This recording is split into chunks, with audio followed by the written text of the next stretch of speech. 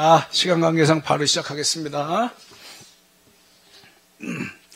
자, 이제 제가 1장까지, 이게 첫 시간에 1시간 동안 이제 1장까지 서론부터 했는데, 왜냐하면 이제 2장부터, 또 다 중요하지만, 또 중요한 얘기들이 또 진행되고요. 3장에서는 본격적으로 중요한 얘기가 또 되기 때문에, 아마 그때까지 시간이 될 것 같습니다. 조금 더 오버될 수도 있고. 먼저 유대인의 죄입니다. 유대인의 죄. 유대인의 죄. 유대인들의 죄. 2장에 이제 가지고 이야기하겠습니다. 유대인들의 오해다. 제가 이렇게 한번 이야기를 생각해 봤는데요. 하나님의 계약의 근거에서 바울은 이제 심판을 하신다 그랬습니다. 2장으로 들어가면서 이제 그런 이제 분위기들이 나오게 되는데요. 이제 바울이 이렇게 시작을 하죠. 자, 이게 한번 읽어봅시다. 시작. 그러므로 남을 판단하는 사람아, 누구를 막론하고 내가 핑계하지 못할 것은 남을 판단하는 것으로 내가 정죄함을니 판단하는 내가 같은 일을 행함이니라. 남을 판단하는 게 누굴 판단하는 거예요? 네? 누가 남이야? 뭐 다른 사람이 남이겠지. 또 이 사람들은 이방인들에 대해서 판단을 하는 거예요. 여기서 크게 보면은 뭐라고 판단해? 그러니까 그 사람들은 그거잖아요. 유대인의 잘못된 자기 이해, 오해라고 제가 했는데 자기 이해를 지금 바울은 깨부수고 있는 거예요. 이제 그걸 본격적으로 2장에서 지금 펼쳐가고 있는 거예요. 그래서 유대인들은 여호와 하나님은 유대인과 이방인에 대해서 다른 척도를 가지고 있다. 그러니까 유대인들은 자기들도 동일한 저주에 있다고 하는 것을 꿈에도 생각하지 못했다라고 하는 거예요. 그런데 좀 아까 우리가 읽어봤지만 누구를 막론하고 핑계하지 못한다. 남을 판단한 것은 너희도 뭘 받는다? 정죄함을 받는다는데 이걸 생각하지 했다는 거 못했다는 거야. 못했다는 거예요. 이들이 이렇게 생각했어요. 실제로 자료를 보면요. 하나님은 이 땅의 모든 나라 중에서 단지 이스라엘만을 사랑하신다. 누구만 사랑한다고? 이스라엘만 사랑. 아마 이거는 제가 주로 참조하는 게 아마 바클레이 주석에 나온 건지 나 기억은 안 나. 근데 아마 그럴 거예요. 이런 얘기들이 있다는 거예요. 바클레이는 그 역사적인 자료들을 많이 이제 참조한 분이니까. 길동무도 많이 얘기했죠. 저도 바클레이를 그런 의미에서 사랑하는데, 또 아브라함은 지옥문 옆에 앉아서, 어디 문 옆에? 천국문이 아니야. 지옥문 옆에 앉아서 범죄한 이스라엘이 들어가지 못하게 할 것이다. 어디에 앉아서? 그러면은 지옥은 유대인이 들어가 안 들어가? 못 들어가? 가고 싶어도 못 가? 가고 싶은 사람 없겠지만. 자, 이렇게 얘기할 정도다. 이해가 되죠? 그들의 이제 극단적인 어떤 이런 이방인과 유대인의 그 이중적 관점. 자, 그런 겁니다. 그러니까 바울은 그런 유대인들에게 분명히 선언하는 거예요. 유대인도 이방인과 마찬가지로 죄인이고, 유대인도 이방인 저주할 때는 자기를 정죄하는, 1절에 딱 거기 딱 세기를 받고 들어가는 거예요. 니네 착각을 버려라. 이렇게 이제 이야기를 하고 있는 겁니다. 그러면서 뭐예요? 이거 봐요. 시작. 이런 일을 행하는 자에게 하나님의 심판이 진리대로 되는 줄 우리가 아노라. 자, 계속 시작. 이런 일을 행하는 판단하고도 같은 일을 행하는 사람아, 내가 하나님의 심판을 피할 줄로 생각하느냐? 라고 계속 강조하는 거예요. 계속 이런 얘기를 하고 있는 거예요. 그래서 사람들이 어떤 일을 했든지 자기가 행한 대로 심판이 받는 거예요. 이런 일을 행하는 자에게 하나님의 심판이 진리대로 되는 줄. 진리대로 된다는 뭐예요? 행한 대로 된다는 거예요. 행한 대로 된다는 거예요. 여러분, 이것을 강조하는 거예요. 그러니까 2장 6절에 한마디로 또 다시 한번 세기를 치는 거예요. 시작. 하나님께서 각 사람에게 그 행한 대로 보응하신다. 행한 대로 보응하는 거예요. 뭐 다른 이유가 있어 없어? 없어요. 네, 여러분 안타까워요. 아까 그랬잖아요. 창세기의 어떤 이 창조신앙, 그게 이제 계약신앙의 핵심이잖아요. 창조신앙은. 계약신앙의 관점에서 1장을 제가, 바울이 그걸 축적돼서 풀었다라고 이제 제가 이야기를 했는데, 아까 그 심판까지, 의와 심판까지. 근데, 이 유대인에 대해서 나누면서 제가 뭘 보냐면요. 이스라엘 역사를 느끼게 하는 거예요. 이걸 보면서요. 이스라엘 역사. 한번 따라합시다. 계약 실패의 역사. 결론은 그거잖아요. 계약 실패의 역사잖아요. 왜 새 계약이 나왔어? 계약이 실패해서 나온 거잖아요. 결론은요. 정말 뭐 하나님 편에서 보면 정말 계약을 통해서 세상 구원하시는 구원의 역사지만, 그렇죠? 그렇지만 그거를 끊임없이 실패케 하는 이스라엘의 그 혁혁한 공헌, 아픈 일이죠. 그러니까 이스라엘 역사를 통해서 철저한 하나님의 공의로운 심판을 그들이 경험했어야 안 했어요? 처절하게 경험했음에도 불구하고 그들은 여전히 지금까지도 어떻다? 2000년 동안 제대로 이해하지 못하고 있고 교훈을 얻지 못했다는 거예요. 지금 바울은 그거를 이야기하고 있다라고 저는 느껴져요. 안타까운 것이죠.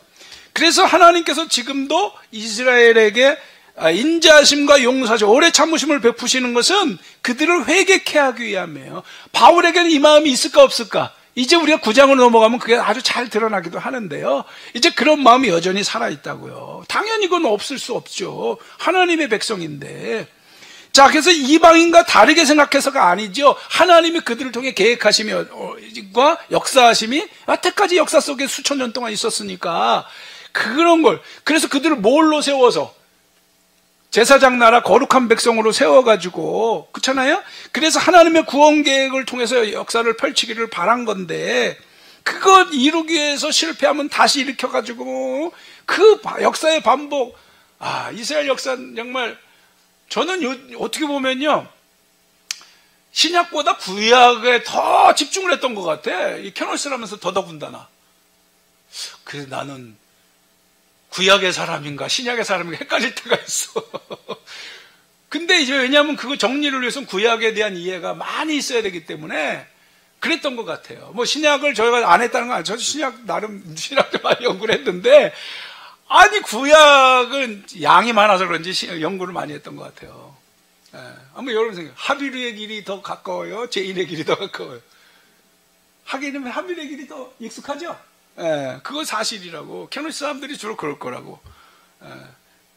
어쨌든 그렇단 말이에요. 저도 그런데, 그래서 그런데 이 사람들이 그거를 감당하지 못하고 정말 이 엄청난 실패를 하면서도 놀라운 것, 그런데도 그들이 교만한 선민의식에 빠져 있다는 거예요. 오늘 말씀이 그걸 얘기하고 있잖아요.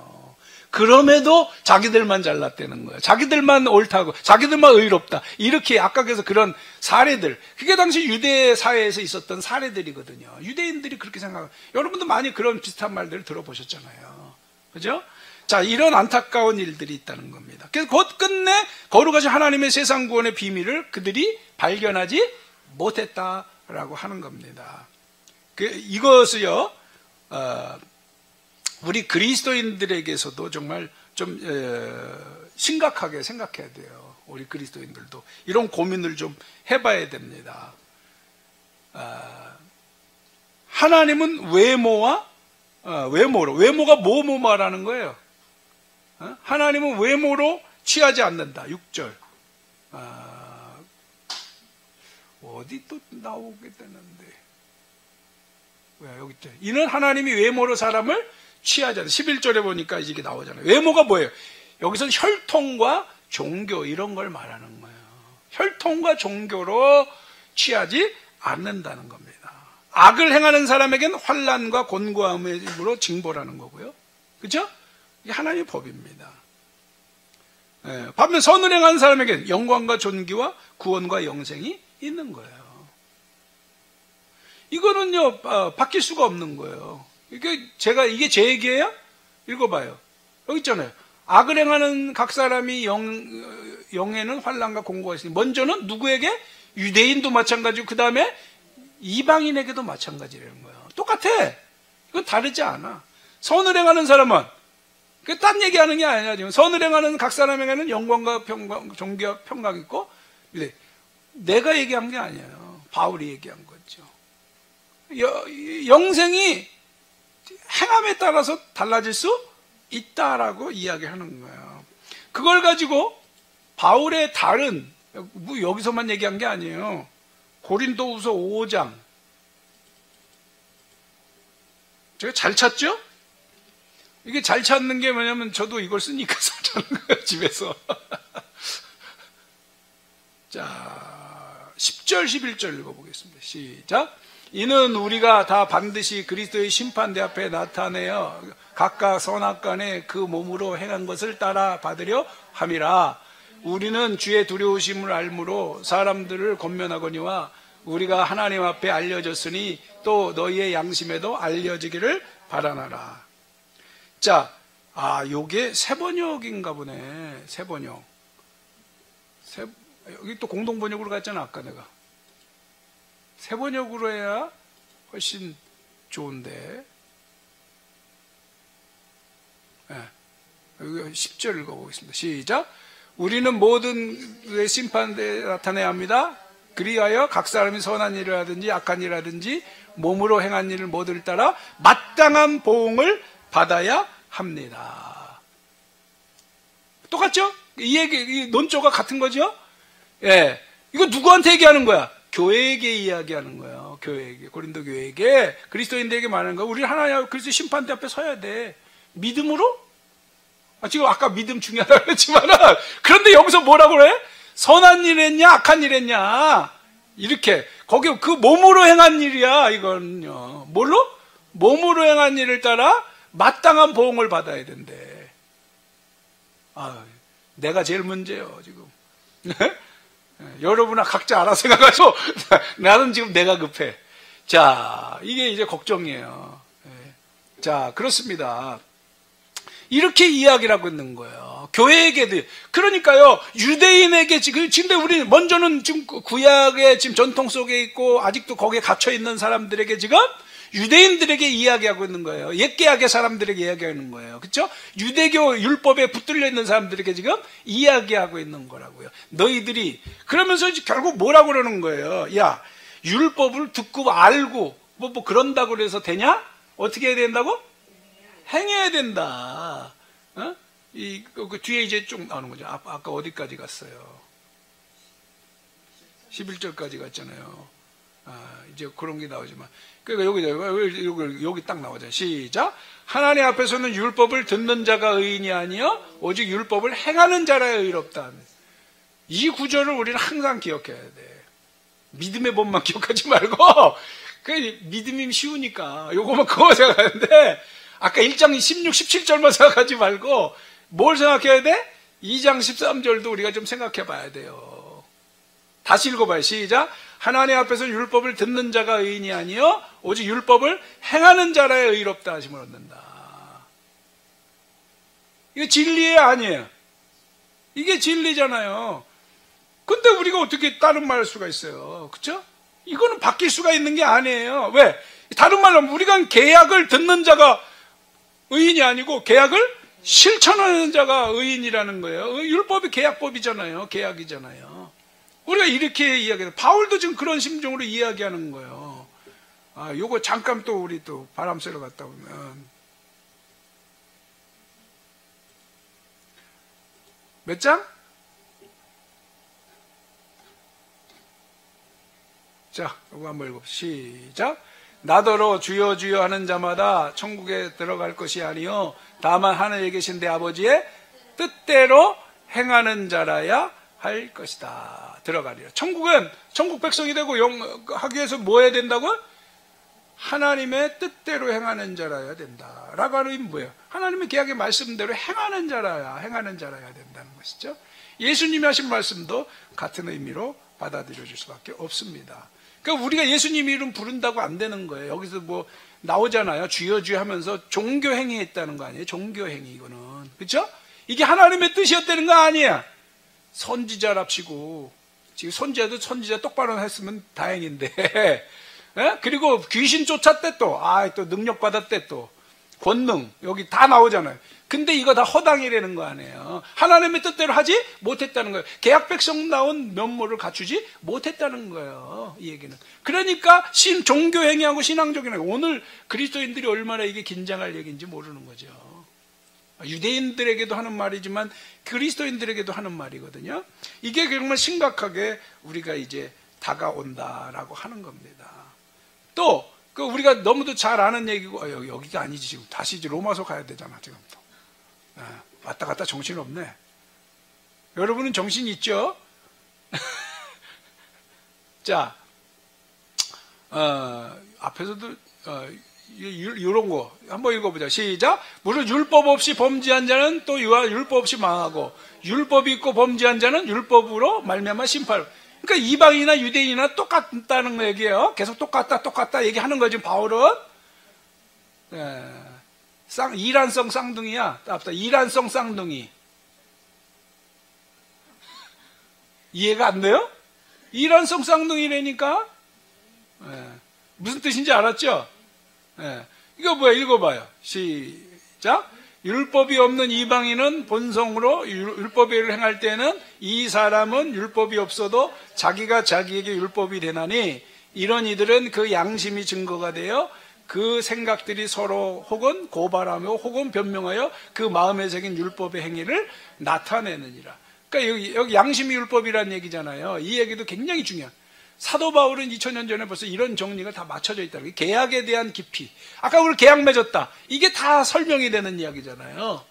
그러니까 길동무가 이런 걸 근거해서 계약 맺었다 했는데, 만물에게도 맺은 거다라고 했을 때, 그게 뭐 질서다 이런 것과 다 통하는 거잖아요. 태초에 하나님이, 태초에 뭐가 계시니라? 말씀이 계시니라. 이런 것들이 다 통용되는 건데, 아까 제가 그 9절까지도 9장에서, 창세기 9장에서 말씀드렸지만, 이제 이런 것들이 이제 우리는 확연하게 정리가 되는 거고, 누구에게도, 여러분도 이제 이 정도 들으셨으면 설명이 가능해야 돼. 그렇습니다. 바로 이런 이야기를 하고 있는 거죠. 그래서 결국에는 모든 사람은 결국 계약이 있는 거다 말이죠. 율법이 있는 거다. 계약이 있는 거다. 그래서 그거를 우리가 지키느냐 못 지키느냐 그거에서 결정될 수밖에 없는 거다. 이게 하나님의 뭐다? 공의라는 거예요. 즉 공의에 의해서 지금 심판에 대한 얘기를 하고 있는 거잖아요. 하나님의 의에 의한 심판을 이야기하고 있는, 계속 지금 그 흐름으로 풀어가고 있는 거예요. 바울은 아까 우리가 1장 17절 18절 3장 21절 그 흐름을, 그죠? 긍정적 차원 부정적 차원 지금 그 풀어가고 있는 거예요. 죄에 대해서 지금 지적하고 있는 거거든. 이방인의 죄, 그 다음에 누구의 죄? 유대인의 죄에 대해서 이야기하고 있는 거잖아요. 지금 이 흐름을 우리가 보면서 이제 넘어가야 되는 거죠. 이 말씀이 오늘날 그리스도인들에게 얼마나 심각하게 좀 다가와야 되는가, 저는 이제 이런 생각을 좀 해보게 됩니다. 라고 하면서 이제 쭉 이런 설명을 하는 거죠.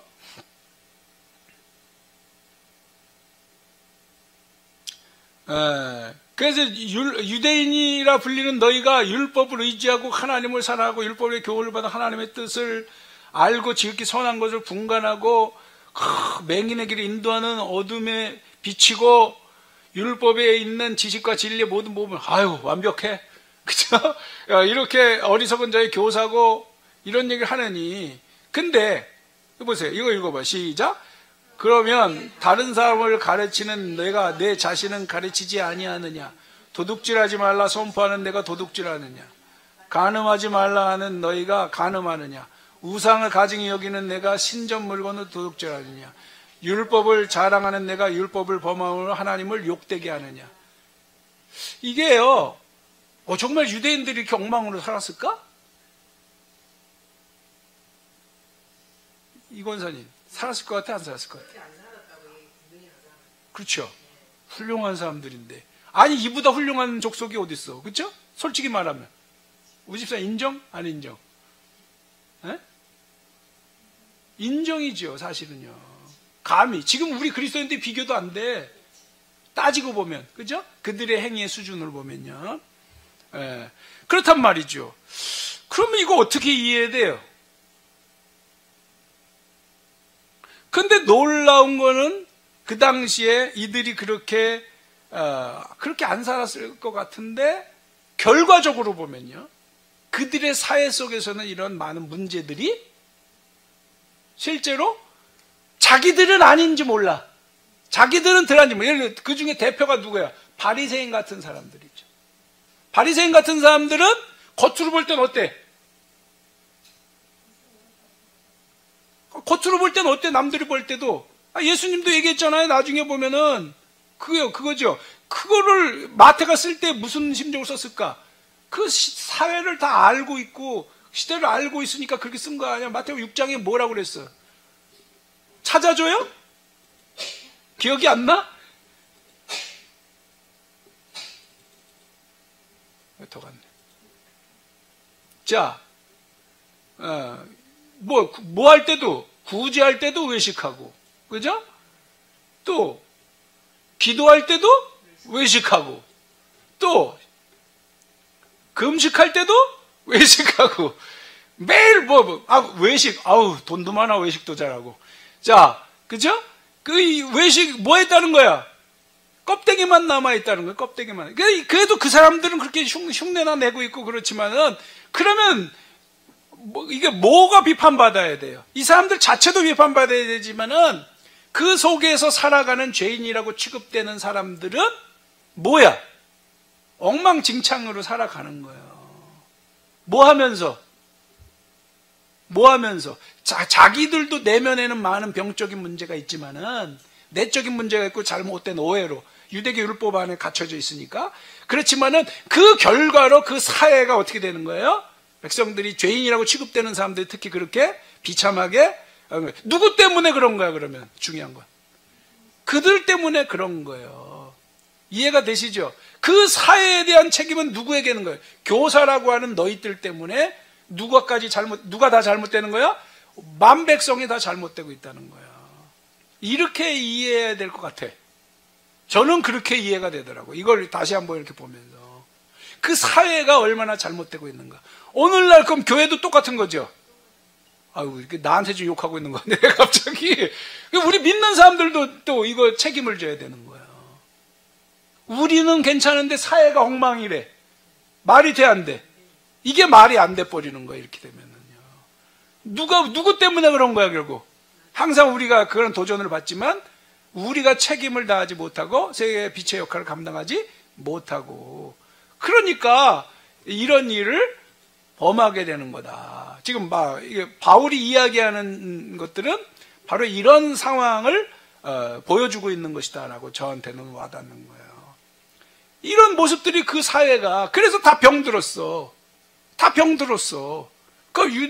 지금 유대교를 통해 구원의 능력이 있어, 없어? 이거잖아. 아까 구원은 뭐라고? 24님, 구원은 뭐라고? 그러니까 구원은 하나님의 능력이잖아. 구원의 능력이잖아. 그게 복음이잖아. 그게 하나님의 의가 나타난 거잖아. 믿음을 역사를 통해서. 그런데 구원의 능력이 있어, 없어? 그 사회에? 전혀 없잖아, 지금. 오늘 우리 교회는 없어요. 그런데 우리는 믿는 구원이 있다라고 말하면 똑같은 일을 범하는 거란 말이지, 유대인들과. 그 예수님이 그거를 제일 먼저 선포할 게 뭐야? 저는 가장 그 복음을 한마디로, 요거는 여러분이 좀 외워야 될 것 같은데, 우리 교인들한테도 제가 외우라고 그랬는데 못 외우는 것 같더라고. 시작. 이르시되 때가 찼고 하나님 나라가 가까이 왔으니 회개하고 복음을 믿어라. 다시 때가 찼고부터 시작.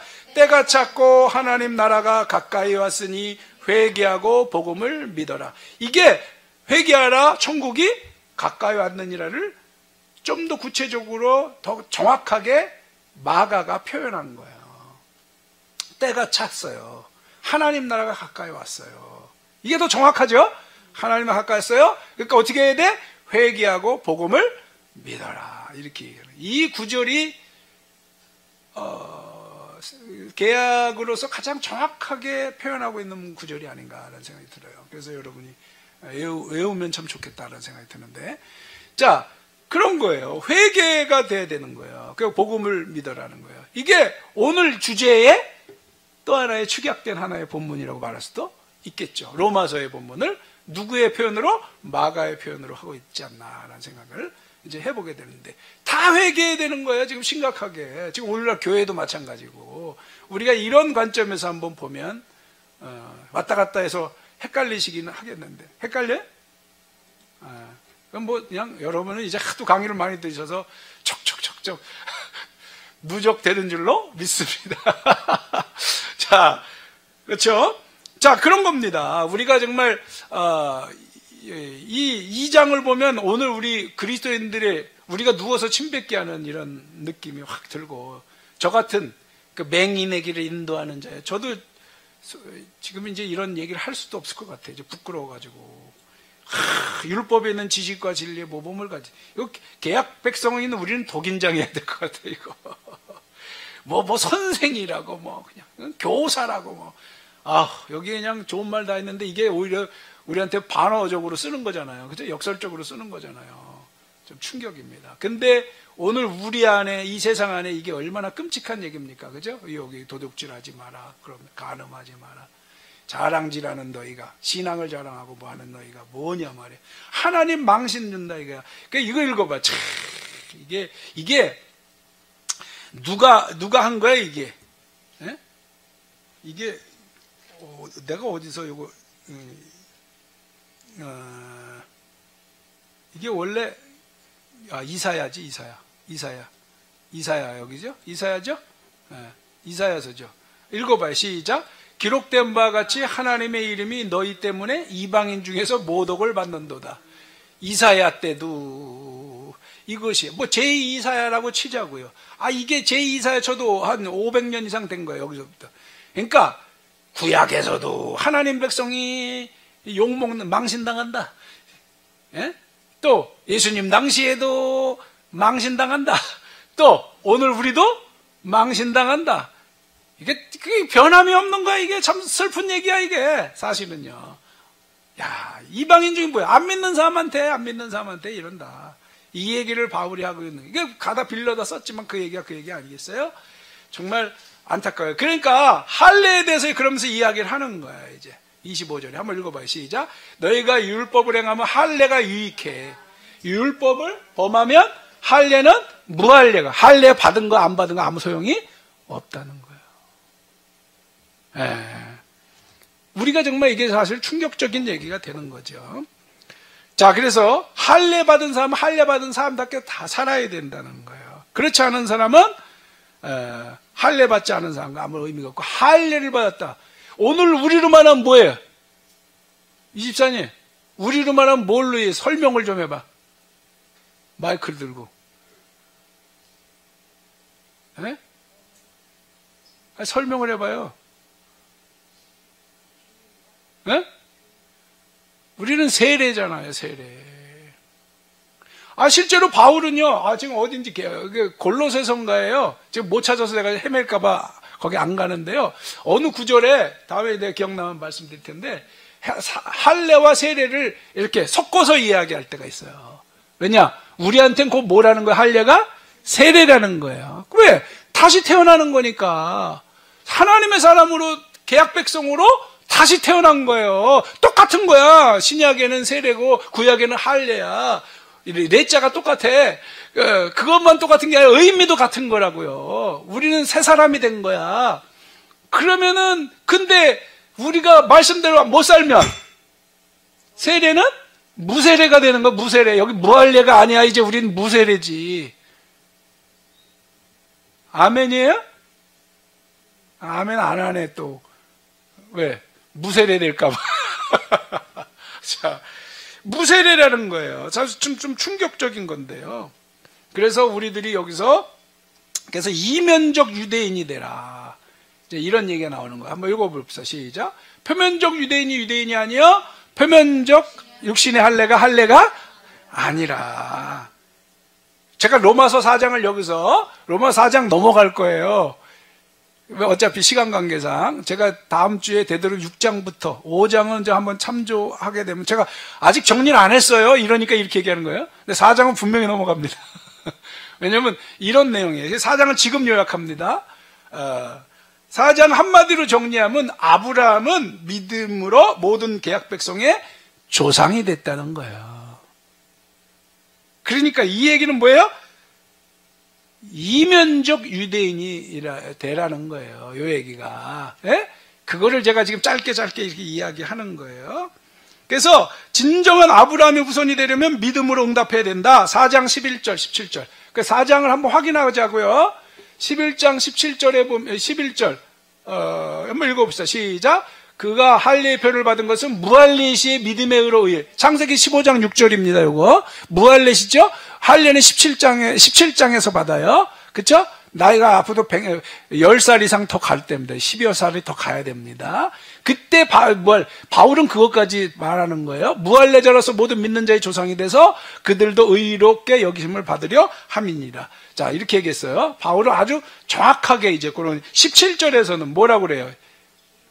시작. 기록된 바 내가 너를 믿는 민족의 조상으로 세웠다 하신 것 같으니 그가 믿은 바 하나님의 죽은 자를 살리시며 없는 것을 있는 것으로 부르시니라. 그래서 많은 민족의 조상이 됐다. 결국 그는 애초에 많은 민족의 조상이다. 창세기 15장 5절에 보니까 많은 민족의 넌 조상이 되리라. 모든 민족의 복이 되게 하는 그런 사람이라고 하는 것과 그 많은 민족이 지금 또 찾기는 시간이 그래서 그런데 이 구절을 창세기 15장 5절을 따온 거예요. 어차피 아브라함은 그런 존재로서 믿음의 조상으로서 그렇게 준비된 사람이다. 그러니까 혈통 아까 말한 데 종교 혈통이 아니라 이제 결국에는 모든 믿는 자들 그러니까 모든 이런 하나님의 의의 길로 나아가는 자들의 조상일 수밖에 없는 것이다. 이거를 지금 바울은 풀어가고 있는 거예요. 그러니까 여기서 지금 유대인과의 문제잖아요. 유대인의 죄의 문제를 다루고 있잖아요. 그러니까 유대인들에게서 지금 결국엔 어디로 이게 이제 4장이지만은 이게 다 연결되어 있는 부분 사례로서 아브라함을 드는 거잖아요. 대표성을 가지고 결국 이제 모든 이방인을 위하고 모든 사람을 위한 그러한 믿음을 통한 의의 길로 간 아브라함이라고 하는 거예요. 그래서 우리가 아브라함의 조상이 되고 후손이 되려면 아브라함이 조상이고 우리가 후손이 되려면 믿음으로 의에 이르는 길로 가야 된다라고 분명하게 지금 선언해주고 있는 거죠. 자, 그래서 많은 민족의 조상이 됐다라고 하는 이야기들을 이제 하고 있는 거고, 그래서 할례를 어디다 받아라? 마음의 할례를 받아라. 이게 로마 4장을 보니 나와 그게?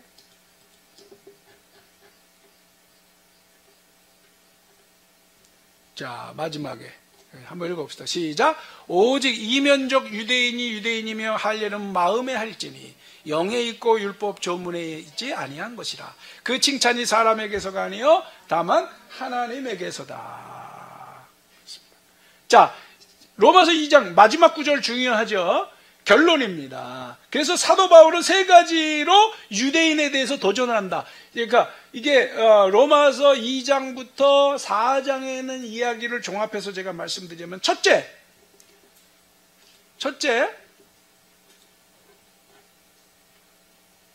뭐가 되라? 이면적 계약신앙이 되라. 회복해라. 요거는 다시 이면적 계약신앙이라고 하는 거는 자, 이게 한번 읽어봅시다. 다시. 하나님 앞에서는 율법을 듣는 자가 의인이 아니요 오직 율법을 행하는 자라야 된다. 계약을 행하는 자라야 된다. 그러니까 유대교 율법 신앙에 갇혀져 있지 말고 진정으로 율법의 정신을 실행하는 사람이 되어야 된다라고 하는 겁니다. 요 의미는 첫째, 이면적 계약신앙을 회복하라. 왜? 유대교 율법을 넘어서도 마음까지 지켜야 된다. 어디서 이걸 강조하고 있죠? 요게 예수님이 마태복음 5장의 산상수훈에서 5장의 율법을 재해석해 주시면서 그때 마음까지 지켜야 된다라고 하는 것으로 재해석을 통해 완성해 주는 거예요. 여러분, 요게 이제 중요한 거죠. 그래서 그러니까 우리가 아까도 했잖아요. 바울의 신학을 복음서를 통해서 더 우리가 점검해야 된다는데 복음서에서는 그런 구절들이 많이 있다 없다? 있다라고 하는 거예요. 그런 걸 보충해야 되고 또 체계적으로 세워야 되는데 그 산상순이 대표적으로 예수님이 재해석을, 율법의 재해석을 통해서 분명하게 그걸 밝혀주고 계시다라고 하는 거죠. 그래서 제가 뭐라고 그랬다고? 이면적 계약신앙을 회복해라. 그 바울의 표현을 이렇게 제가 압축해서 일단 말씀드리고, 겉으로만이 아니라 마음까지 지켜야 된다. 그러니까 계약신앙은 구속신앙보다 쉬워, 어려워? 괜히 했어 이거. 그냥 쉽게 갈걸. 자, 두 번째, 이면적 할례를 받아라. 아까 2장 29절 나오죠? 아직 95%, 100% 됐는데. 그럼 이거 어떻게 되는 거예요? 자, 그래서 이제 정리를 하면, 바울은 결국 이제 세 가지인데, 아까 첫 번째보다 이면적 계약신앙을 회복해라. 두 번째, 이면적 마음의 할례. 로마서 아까 2장 마지막 절이었잖아요. 그죠? 마지막 절에 이제 마음의 할례를 받아라. 할례는 어디다 받아라? 마음의 할례네. 영에 있다. 그 다음에 하나 또 2장 29절도 그렇죠? 이면적 유대인이 유대인이다. 그래서 이면적 유대인, 믿음으로 아브라함의 후손이 되라. 이제 4장 12절도 우리가 한번 보겠습니다. 읽어보겠습니다. 시작. 또 할례자의 조상이 되었나니 또 할례를 받을 자뿐이 아니라 우리 조상 아브라함이 무할례 시에 가졌던 믿음의 자체를 따르는 자들에게도 그러하니라. 그쵸?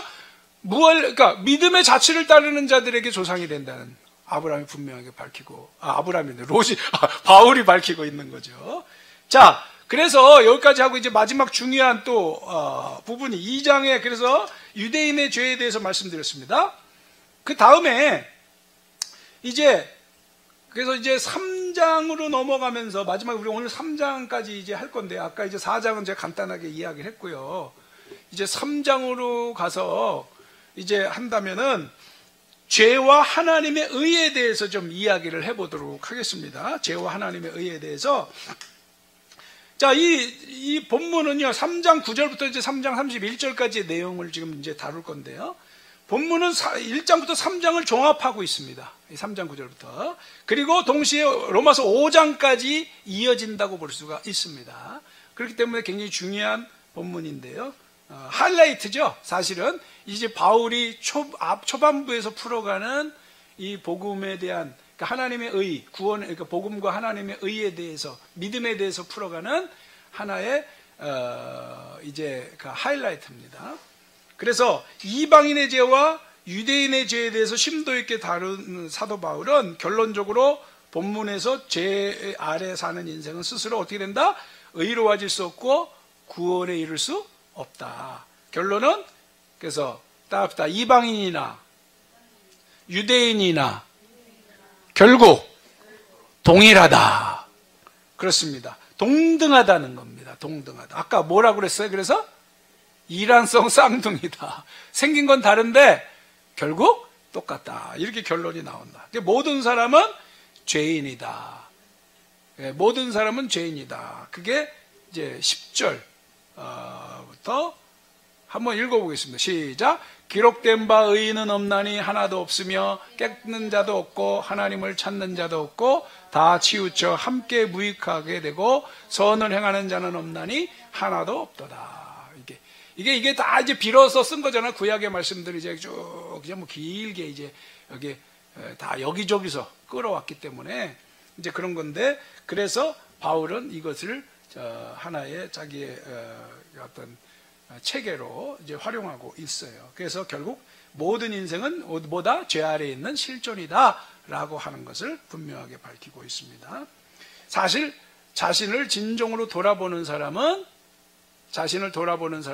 이걸 인정하지 않을 사람이 없다. 여기서 지금 떠들고 있는 제 자신이 정말 진심으로, 저는 이 말씀 다시 정리하면서요, 그리고 여러분하고 나누기 위해서 고민하면서, 아이고, 내가 정말 이걸 잘 안 하는 게 좋지, 내가 무슨 낯으로 이걸 하고 있나, 그런 생각을 수없이 했습니다. 지금도 부끄러워요, 사실은. 그래서 얼굴이 안 나가는 건지도 몰라. 이해하시기 바랍니다. 자, 그렇기 때문에 모든 인생은 이 구절 앞에 응답할 수밖에 없어요. 이 구절입니다. 23절입니다. 한번 읽어보겠습니다. 시작. 모든 사람이 죄를 범하였음에 하나님의 영광에 이르지 못하더니. 모든 사람이 죄를 범하였음에 하나님의 영광에 이르지 못한다. 결국 죄라고 하는 거 이게 하말티아라고 하는 거죠. 관역에서 빗나간다. 우리가 이룰 수가 없다는 거예요. 하나님의 목적에 이룰 수 없다는 의미죠. 사람의 죄성 결국 하나님의 기대하는 자리에 도달할 수 없다. 이게 우리 현실이다 라고 하는 거고요. 그렇기 때문에 사람으로 의롭게 할 수 있는 길은 뭐다? 오직 하나님에게 있다 라고 하는 거. 아까 우리 3장 21절 다시 한번 확인할까요? 시작. 이제 율법에 하나님의 의가 나타났으니 율법과 선지자들에게 증거를 받은 거다. 다시 하나님의 의. 그러니까 우리는 계속 하나님의 의와 관련돼서 이야기를 나눈 거잖아요. 아까 제가 그렇게 설명을 했잖아요. 그런 겁니다. 그래서 하나님의 의를 세우실 수밖에 없다. 그래갖고 사람은 스스로 도달할 수 없으니까 24절 시작. 그리스도 예수 안에 있는 속량으로 말미암아 하나님의 은혜로 값없이 의롭다 하심을 얻은 자 되었느니라. 이게 칭의잖아요. 칭의라고 하는 하나님의 의로 의에 이르게 되었다. 칭의다. 이제 제가 칭의란 말을 조심스럽게 쓰는 이유는 길동 목사님이 언제 강조를 하셨잖아요. 칭의는 마지막에 되어야 되는 게 아니냐 이렇게 말씀하신 거예요. 저도 여운이 있고 또 그 상당 부분 공감을 하기 때문에 그 부분을 저도 조심스럽게 쓰고자 제가 칭의란 말을 좀 아끼고 있는 겁니다. 그러니까 하나님의 의라는 걸로 대신 표현, 왜 그거는 표현 안 할 수가 없고 쓰지 않을 수가 없기 때문에 제가 쓰고 있는 거고요. 그건 사실이기도 하고요. 그런 건데 칭의란 과정 우리가 물론 참 제한할 수는 없습니다. 믿음을 통해서 의가 의의 길로 인도받은 거잖아요. 그건 칭의라고 말할 수도 있어요. 그러나 그 모든 건 구원을 이루는 과정이 또 있어야 되는 거고 마지막에는 완성이 될 때가 있는 거 아닙니까? 그렇기 때문에 그 마지막에 승리했을 때 우리가 의인이 되는 거잖아요. 그렇죠? 의인으로서 결정되는 거기 때문에 칭의를 마지막에 써야 되는 게 아니냐. 보통 그렇게도 쓰지 않고 다시 시작부터 뭐 그렇게 이해를 하고 있습니다만은 그렇게 설명하시는 길동무 목사님은 설득력 있는 말씀이다. 그래서 저는 그거를 공감하는 의미에서 제가 조심스럽게 쓴다. 여러분이 제가 왜 이렇게 말씀하는지 잘 이해하시려 보고 그런 흐름입니다. 자, 어쨌든지 그래서 이제 우리가 하나님의 은혜로 의롭다 하심을 얻은 자 됐다. 아까 믿음을 통해서 이렇게 된 것이다. 그걸 위해서 예수님을 뭘로? 화목제물로 세우셨다. 믿음으로 말미암는. 한번 읽어봅시다. 요 기왕이면은 시작. 이 예수를 하나님이 그의 피로써 믿음으로 말미암은 화목제물로 세우셨으니 이는 하나님께서 길이 참으시는 중에 전에 지은 죄를 간과하심으로 자기의 의로우심을 나타내려 하심이니. 그래서 읽어봅니다.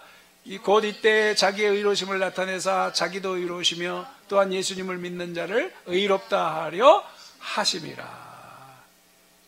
그렇습니다. 그러니까 결국 자랑할 게 뭐냐? 무슨 법으로냐? 한번 읽어봅시다. 무슨 법으로냐? 행위로냐? 아니라 오직 믿음의 법이로라. 이렇게 말씀. 그러니까 믿음의 법을 이렇게 설명하고자 여기까지 계속 사도 바울은 풀어온 것이죠. 예수 그리스도를 통해서 하나님의 이루신 의를, 하나님의 의신 예수 그리스도를 믿음으로. 이걸 다른 말로 하면 뭐예요? 그러니까 구약의 실패. 우리가 아까 역사로 볼까요? 구약의 실패. 여전히 유대교 율법을 통해서 의에 이르겠다는 이 사람들. 아까 2장에서 낱낱이 설명하고 있잖아요? 그거 실패했어. 그런데 뭐가 이제 나온 거야? 새 계약이 나왔다는 거예요. 예수 그리스도를 통한 하나님의 의신 새 계약이 나왔으니까 이제 그걸 어떻게 믿음으로 우리가 새 계약의 길로 가자. 아멘. 이렇게 설명이 되는 거예요. 바울의 이 지금 이 논조를 우리는 이렇게 보면 그럼 그 혼란이 와요 안 와요? 새 계약으로 이걸 우리가 쉽게 정리를 한다면 어렵지 않다. 그래서 사람이 의롭다 하시면 얻는 것은 28절 율법의 행위에 있지 않고 뭘로 된다? 믿음으로 되는지 우리가 인정한다. 이명욱 목사님, 믿음에 대해서 시험이 와요 안 와요? 이제 인간의 공로주의 배제, 우리 동무도 많이 말하겠지만 믿음, 전적인 하나님의 은혜, 그쵸? 은혜로 되는 것이다. 이거는 우리가 부정할 방법이 없어요. 부정하면 안 돼. 그리고 자, 그런 겁니다. 그런데 이제 마지막 한 가지, 시간도 다 돼갑니다.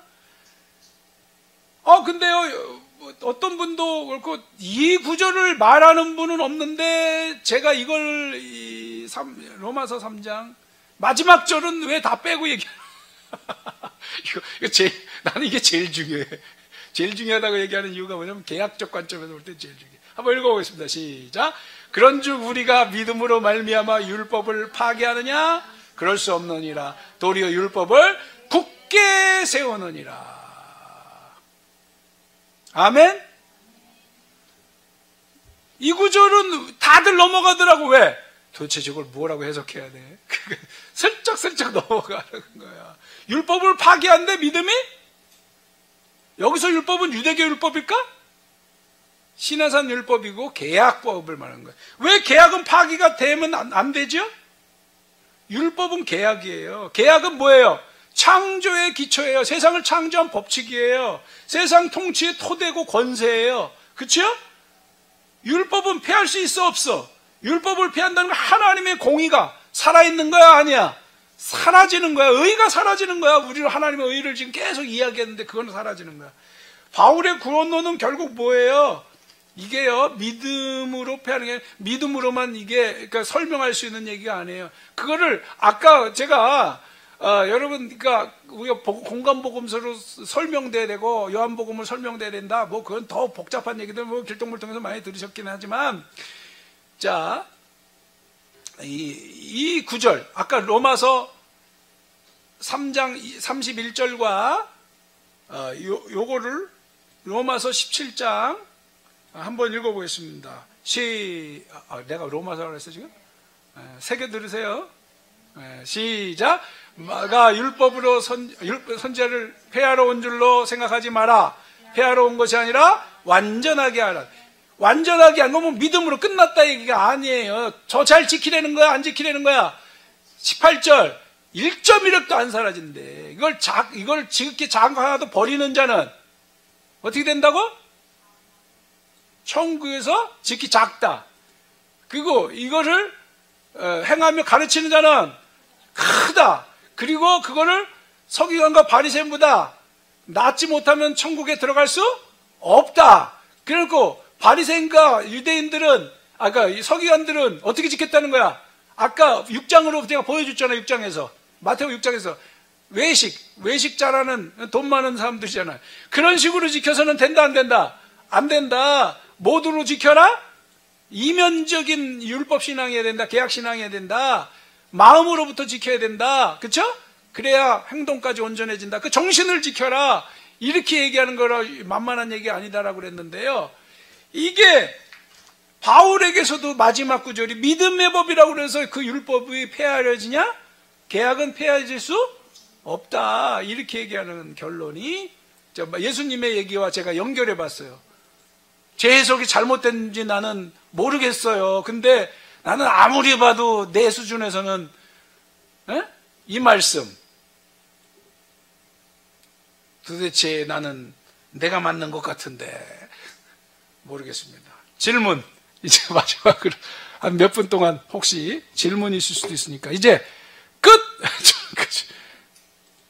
이제 얼굴 나와야 이제? 여러분 이제 질문 있으시면 하고, 오늘 기도도 하자 그러는데요. 이거 강의 하다 보니까요, 기도할 틈이 없습니다. 제가 준비한 건 여기까지입니다. 중간중간 뛰어넘기도 했는데, 한 가지. 바울의 구원론은 결국, 믿음은 하나님의 의다. 그죠? 다 은혜다. 이거를 통한 구원이지만, 플러스 선행은 뭐예요? 계약에 터한 선행. 그쵸? 착한 행실이잖아요? 착한 행실이라는 게 성경에도 나오지만, 계약에 터한 착한 행실을 통한 구원이 종합된 것이다. 이렇게. 그러니까 믿음으로 시작하지만, 근데 어제 우리가 이제 인도자 모임에서 우리 박 목사님이 재밌는 표현했는데, 보통 그리스도인들이 뭐라 그러냐면, 믿음으로 구원받고 선행으로 상급받자 그러는데, 그거는 좀 문제가 있다. 그럼 어떻게 해야 돼? 이 믿음을 통해서 구원이 시작이 되지만, 계약의 실천을 통한 선행으로 우리의 구원을 완성해 가야 된다. 이해가 되시죠? 네? 믿음 구원, 선행 상급, 이건 좀 말이 다르다. 아시기 바랍니다. 이게 구원의 반열 안에서 계속 이루어져야지, 상급의 개념이 거기서가 또 막 들어가고 그러면 혼란이 있다. 자, 마지막으로 혹시 질문이 있으신 분 계십니까? 네, 여기까지. 제가 할 말은 다 한 것 같아요. 어쨌든.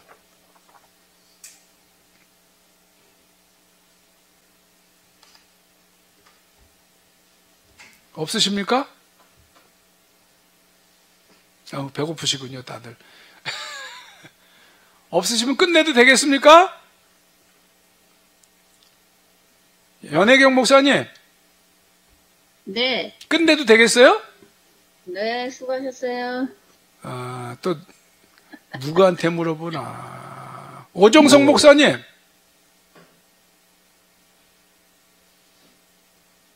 오종성 목사님. 틀어놓고 어디 가셨어? 길동 목사님 매일 얘기. 저한테 매일 그랬는데 나도 한번 해봐야지. 오 목사님 틀어놓고. 아이고. 장장로님. 예. 네, 예, 예. 질문 없으세요? 너무너무 잘 들었습니다. 감사합니다. 예. 너무 은혜롭고 유익한 강의였습니다. 정말요? 예, 근데 중간중간 메모를 했는데, 네. 잘 정리해서 좀 보내주세요. 정리는 해놨어요. 예. 제가 나중에 집에 가서든지 올려드리겠습니다. 네. 지금 올릴 수 있는데, 저도 좀 숨을 돌리고. 정말 멋있었습니다. 네, 감사합니다. 또 많았습니다. 네, 기도하고 마치겠습니다. 사랑해 주님 감사합니다. 오늘 우리가 2023년도 가을 학기 첫 시간 로마서 이제 앞부분을 가지고 하나님의 의, 믿음의 법. 그러나 그것이 이제 계약의 실천으로 이어져야 됨을 또한 우리가 여지를 남기면서 그러나 복음은 하나님의 구원의 능력인데 오직 하나님이 이루신 의, 인간의 공로를 배제하고 철저하게 하나님께서 세우신 공의를 따라서 의의 길을 따라 우리가 예수님을 통해 믿음으로 나아가는 길밖에 없음을 깨닫게 됩니다. 그 예수님이 이루신 십자가 부활의 권세, 그 능력을 이제 우리가 그 은혜를 믿음으로 받아들이고 새 계약 백성이 되었습니다. 그 계약 백성답게 우리가 이전까지 연약하고 아직 부족하고 부끄러웠던 모든 과거를 십자가에 못 박고 이제 우리가 새롭게 새로운 마음으로 새 출발하는 이제 새 학기가 되고 우리의 신앙 계약 공동체의 길이 되게 하여 주시옵소서. 이 길로 가는 우리 모두에게 복이 되게 하여 주옵소서. 감사드리며 예수님의 이름으로 기도합나이다. 아멘.